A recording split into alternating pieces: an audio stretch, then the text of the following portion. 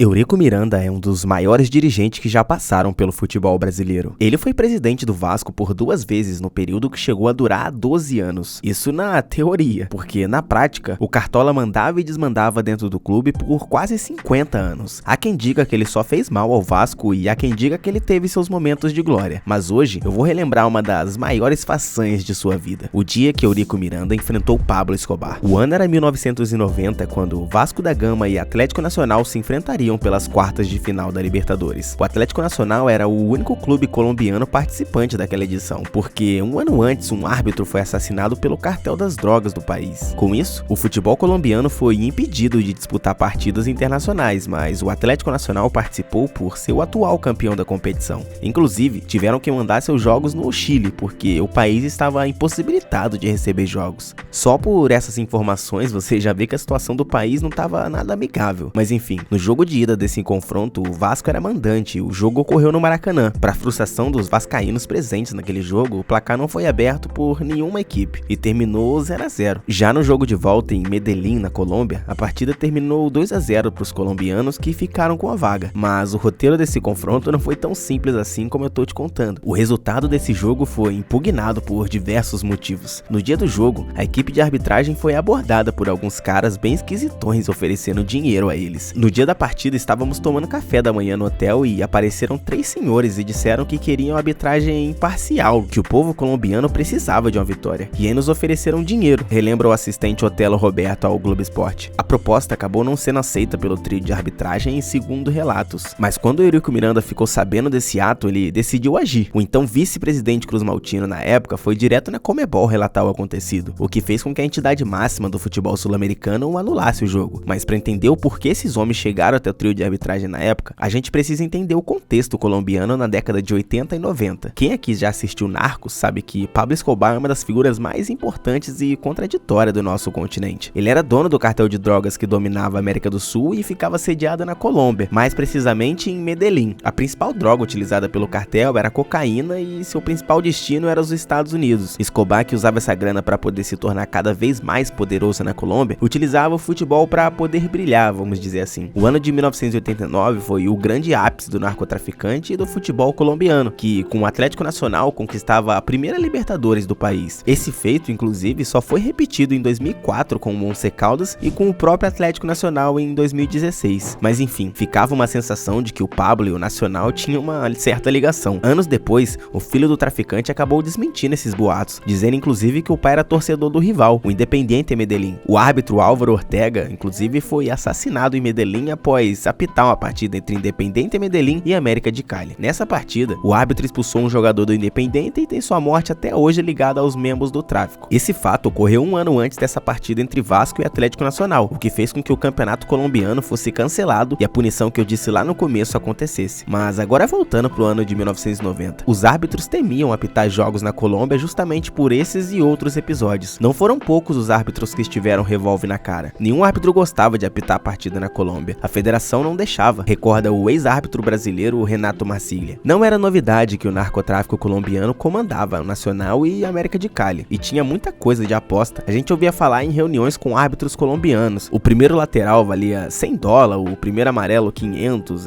se o pênalti valia 10 mil, imagina o resultado do jogo. E esse dinheiro vinha do narcotráfico, a relação era essa, completou Marcília. Até a chegada dos Cruz Maltinos à colombiana naquele dia foi dificultada. O meia Tita e o treinador Zagallo tiveram problemas em seu visto para entrar no país. Houve inclusive ameaça de prisão contra o velho Lobo. Houve, claro, diversos relatos de pessoas muito estranhas tendo acesso a dirigentes e jogadores do Vasco, sempre em tom de ameaça. O árbitro Otelo Roberto disse que tem ciência apenas das coisas que aconteceram com o trio de arbitragem. Portanto, algumas dessas histórias nunca foram de fato confirmadas. Em campo, se viu uma arbitragem totalmente parcial e aparentemente favorecendo o time local. Muitas pessoas, inclusive, relataram a presença de policiais armados nos corredores para os vestiários. O resultado do jogo, como eu disse, foi 2-0 para o Atlético Nacional. Mas diante desses fatos, a Conmebol então aceitou o pedido de Eurico e remarcou a partida para Santiago, no Chile. A reunião foi uma discussão violenta entre os dirigentes do Nacional de Medellín e o Eurico. Eurico quase bateu neles. Ele não era fácil também, relembra Hildo Nejá, ex-dirigente da Conmebol. Então, no terceiro confronto entre as equipes, o Atlético Nacional acabou vencendo a partida, dessa vez por 1-0 e ficou com a vaga. Mas o tanto de acontecimento desse confronto confronto acabou colocando o jogo em segundo plano. Então, esse foi o dia que o Eurico Miranda peitou o cartel colombiano para defender o seu time do coração. E aí, existiu um dirigente mais polêmico que Eurico no futebol brasileiro? Deixa aí nos comentários e, claro, não esquece de se inscrever no canal.